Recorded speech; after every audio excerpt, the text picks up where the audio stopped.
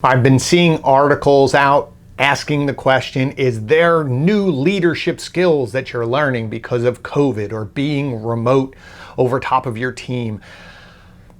I'm not sure if there's new skills, but maybe what it is it's pulling out the skills that you should have been using all the time to help lead your team. So what do I think those skills are? Well, we're going to talk about it in this episode.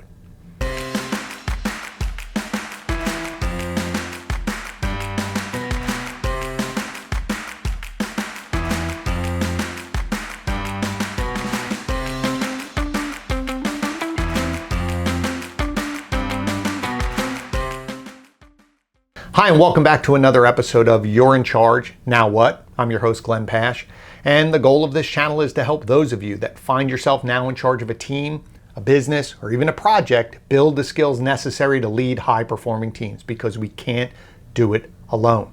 Each week, we're going to focus on one topic. I'm going to share some strategies that have helped me build my businesses so that you can generate consistent results, so that you can keep moving forward on your path towards success. So, if you're new to the channel, just please, I ask you to subscribe, click the bell so this way you're notified every single time I post a video, which is every single week. Also, use the comments. I'd love to hear what you like, what you don't like. If there's a topic you'd like me to talk about, I'd be more than happy to throw it into the cycle or bring on a guest who could answer those questions for you as well. So, let's dive into today's episode about, are there really new leadership skills since COVID has jumped out here and we're dealing with remote workers, we're dealing with remote business? Are there new leadership skills? Well, I'm sure there are some people who will say, yes, I have to use new skills or I had to learn new skills. But I'm not sure if they're new or they should have been there all along, or it's just you have to use more of them now than you did before. So we are confronted. I will speak for myself as a business owner. Here we were, January, February, things were going well in terms of our company, our growth, our acceleration.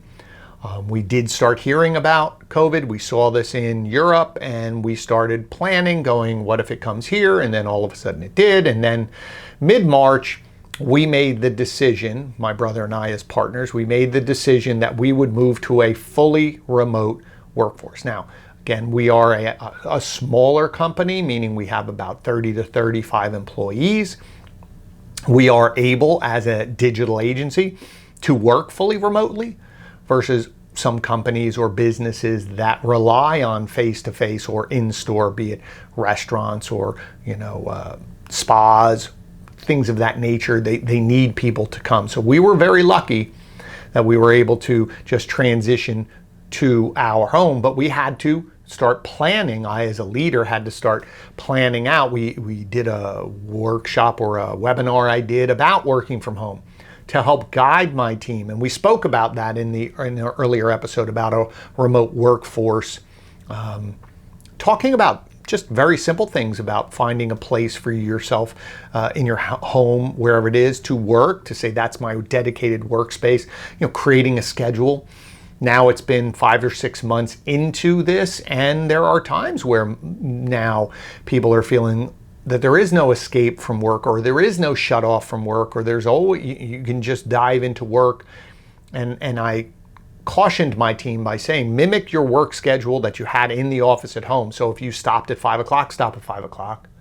Don't work all at night. Yes, there's always something to do, but you will burn out. So we had to talk about that. So maybe there is that planning stage that business owners now had to take a step back and say, if we're transitioning to a remote workforce, maybe we planned because we were just in our routine and our cycle and our structures were in place, built for in office, and now we had to transition out that way.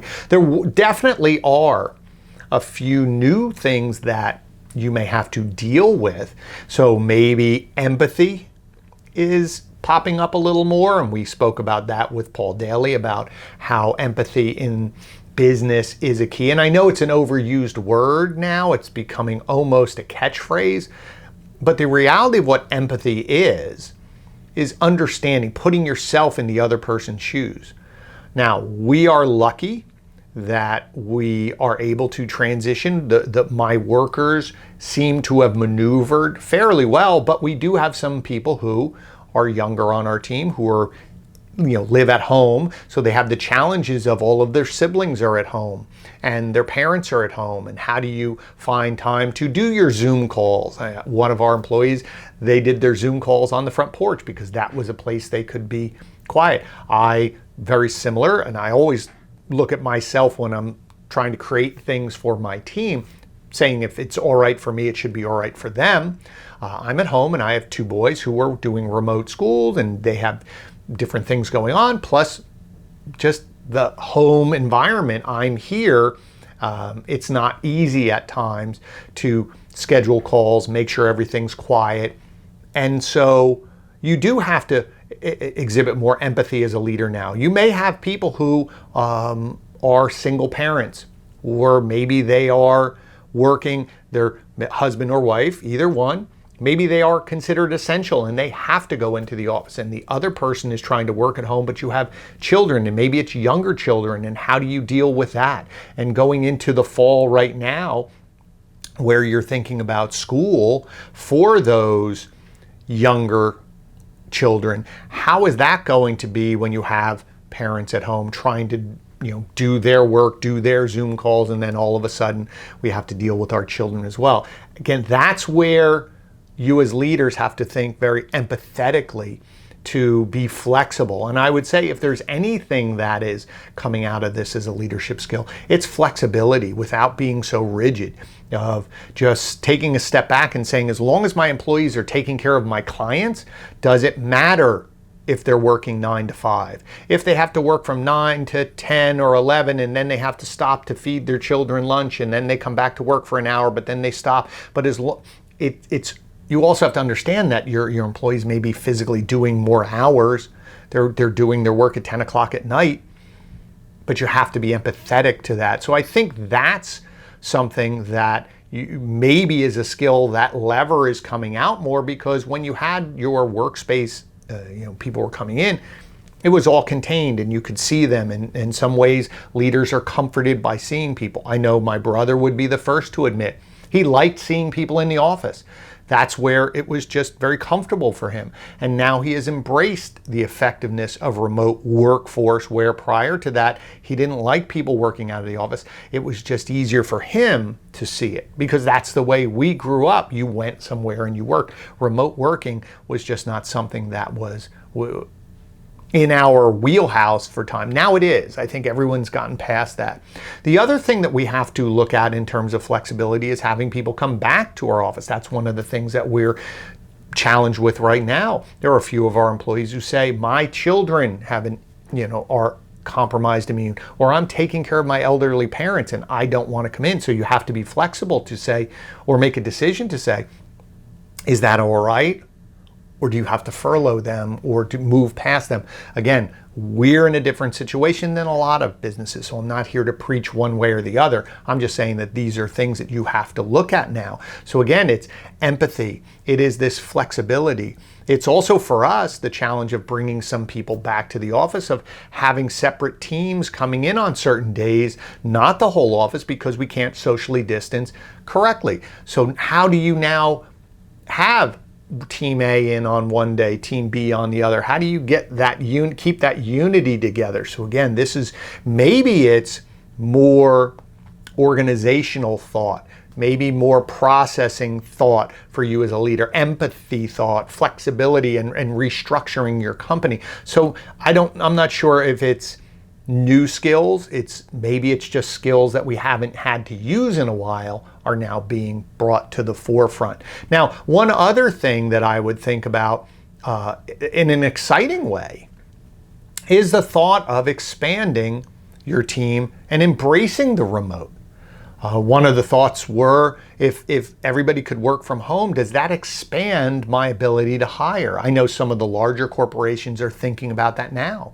Instead of having everybody have to work in an office, could you now hire somebody from another state because they would be the right person for your company, the right quality person for your company, the right skills for the company? They just happen to be in another state. Could you work it out to have this remote workforce now expand? Does that expand your ability to attract better talent? So that might be something, again, for a new leadership skill, is to open up the possibility of, I could have a team across the country.